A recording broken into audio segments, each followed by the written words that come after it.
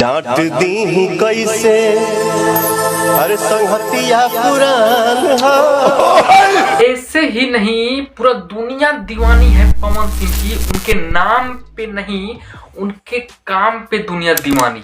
जिस जगह और जहां पर भी स्टेज शो पे पहुंचते हैं पवन सिंह, वहां की गड़गड़ाहट से दूर दूर तक आवाज गूंजती है। तो लोग यही बोलते हैं कि आस पड़ोस में कहीं भोजपुरिया शेर दहाड़ रहा है। लूट लिया भाई आपने, लूट लिया। अब इसीलिए अपने नाम से नहीं, वो अपने काम से उनके गले में मां सरस्वती जी का आवाज है। और जैसा वो गा देते हैं, और किसी दूसरे को वैसा गाने के लिए दूसरा जन्म लेना पड़ेगा। पवन सिंह से आगे जाने में दूसरा जन्म लेना पड़ेगा बेटा।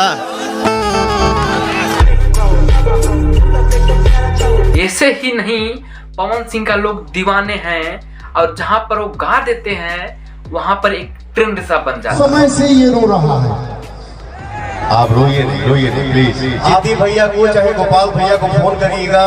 आपके जीवन में जो सहयोग बन पाएगा आपका ये भाई करेगा, ठीक है। मस्त रहिए, चिंता नहीं करने का, हंसो मत गिराओ, खुश रहो। इसलिए चाहे अमीर हो चाहे गरीब हो, सबका सम्मान कर पहले करते थे या नहीं करते थे, और बीता हुआ कल कभी वापस नहीं आता। और समय के साथ साथ सब कुछ बदल देते हैं, और घमंड भी टूट के चकनाचूर हो जाता है। इस दुनिया के दौर में सब कुछ छोड़ के घमंड करने के लिए सोचना पड़ेगा पवन सिंह को।